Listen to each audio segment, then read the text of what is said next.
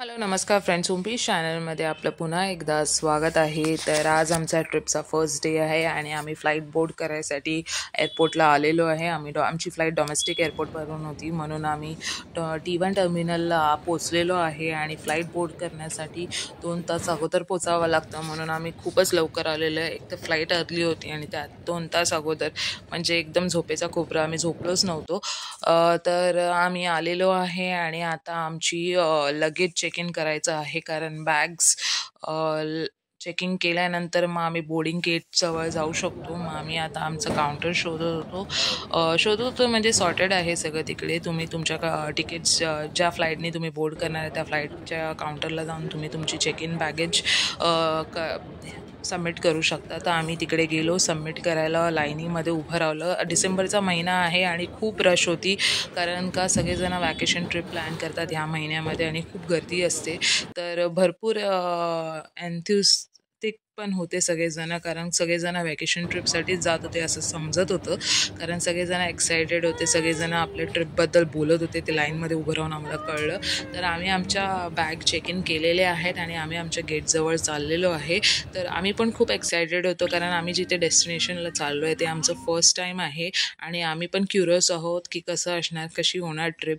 तर सकाळी 7 वाजताची फ्लाईट आहे आमची आणि 6 वाजले. तर आम्ही काय खाल्लं नव्हतं, म्हणून आम्ही पिझ्झा खाल्ला, कारण तिकडे ऑप्शन दुसरं काही नव्हतं. म्हणून आम्ही पिझ्झा घेतला आणि खाल्ला, कारण 2 तास आता फ्लाईटमध्ये माहीत नाही ना, भूक लागेल नाही लागेल, म्हणून आम्ही खाऊन घेतलं. आणि नंतर मग आम्ही बोर्डिंग गेटवरती गेलो आणि आमची फ्लाईट बोर्ड केलेली आहे.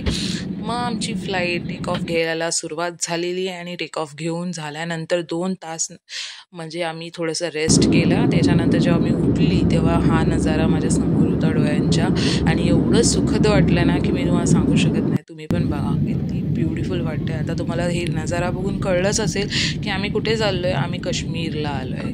खूप मजा येणार आहे आणि खूप मजा येते हे बघून सुद्धा पण, की हे कसं ॲक्च्युली दिसतं, कारण हे आमचं फर्स्ट टाईम आहे, म्हणून मी पण खूप एक्सायटेड आहे. आम्ही सगळेच एक्सायटेड आहोत. तर आता लँडिंगला सुरुवात झालेली आहे आणि आम्ही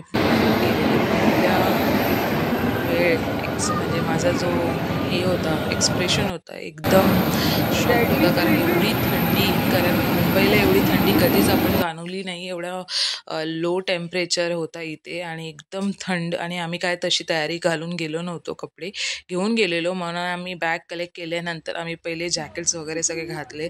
तिथून मग आमचा पहिला डेस्टिनेशन आजचा होता पालघमला.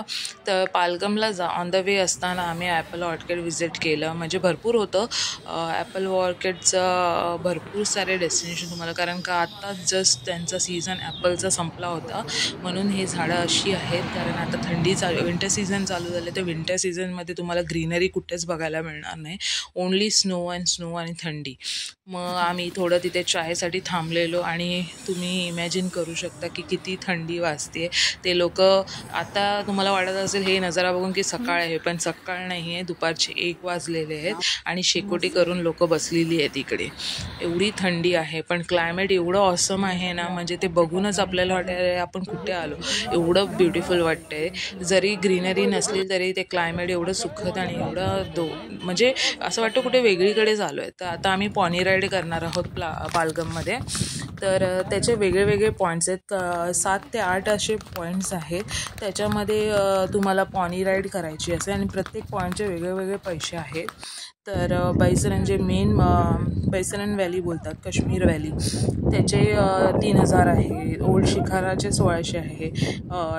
कानीमार्क वॉटरफॉल, पालघम व्हॅली, असे सगळे वेगवेगळे 800 वगैरे आहे. ते सगळे मिळून समवॉट 11,000 12,000 होतात, पण एवढे आपण अफोर्ड करू शकत नाही. मग आम्ही थोडंसं बार्गेनिंग केले आणि 2 घोडे घेतले आणि आम्ही आमच्या 4-5च डेस्टिनेशन घेतले, सगळे नाही घेतले, जे मेन होते ते घेतले. मग आम्ही गेलो आणि खूपच स्लँट माउंटन होतं, त्याच्यावरती हॉर्स राईड करायची, पॉनी राईड जे पण आहे ते एकदम डेंजरस होतं, पण फर्स्ट टाईम होतं. एक्सपिरियन्स एकदम थ्रिलिंग होता आणि आवडलीही, पण थोडी भीती खूप वाटत होती, कारण का आमच्यावर छोटी पण होती आणि तिला तिच्या पप्पाने पकडलेलं.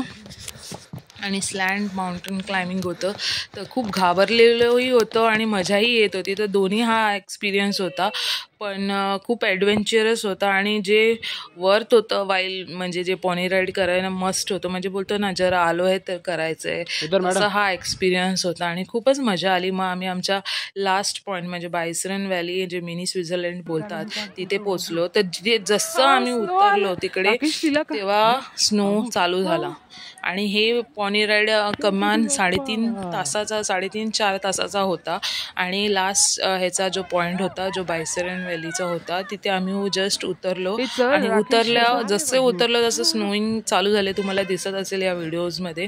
आणि जे पण लोक तिथे आलेली ती एकदम एक्सायटेड झाले. अजून स्नो म्हणजे एवढा झाला नव्हता आणि आता आम्ही गेल्या स्नो स्टार्ट झाला तर सगळे एकदम एक्सायटेड होते की स्नो चालू झालाय. खूप लहान मुलं पण होती, मोठी मुलं, हे ते झिप लायनर होतं, सगळं होतं, म्हणजे ज्यांना जे ॲक्टिव्हिटी करायचे ते इथे होत्या. तर पण खूप थंडी वाजत होते कारण आम्ही डायरेक्ट एअरपोर्टवरून आलेलो म्हणून आम्ही तर काही घातलं नव्हतं, जॅकेट शिवाय थर्मल बिर्मल घातलं नव्हतं, एवढं म्हणजे आम्हाला वाटलंही नव्हतं. पण खूपच थंडी आहे. तर तुम्ही कधी अगर काश्मीरला प्लॅन करता प्लीज एअरपोर्टवरूनच कपडे घालून जा तिकडल्या टेम्परेचर अनुसार, कारण तुम्हाला घालायला मिळेल नाही मिळेल, किंवा काश्मीरला उतरल्यावरती श्रीनगर एअरपोर्टमध्ये की तुम्ही चेंज करू शकता, पण करा, कारण खूप टेम्परेचर लो असतो आणि आपल्याला ते सहन होईल नाही होईल त्याचं. कोकू झोपली होती आणि नंतर मग आम्ही त्या पूर्ण 1.5 तास लागले आम्हाला उतरायला खाली. तर पूर्ण स्नो चालू होता. आम्हाला फोनमध्ये व्हिडिओज काढता येत नव्हते कारण का उतर होतं आणि घोड्यांवरून उतरायला खूपच भीती वाटत होती.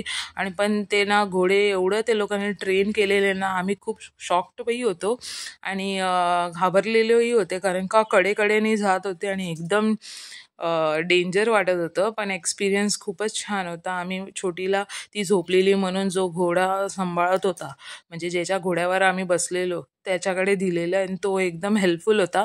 तर त्याने कोकूला घेतलेलं कारण ती झोपलेली आणि तो तिला घेऊन उतरत होता सेफ. तर आम्हाला बरं वाटत होतं की ती आमच्यावर घोड्यावर नव्हती कारण का घोडा भीती वाटत होता की पडेल बिडेल.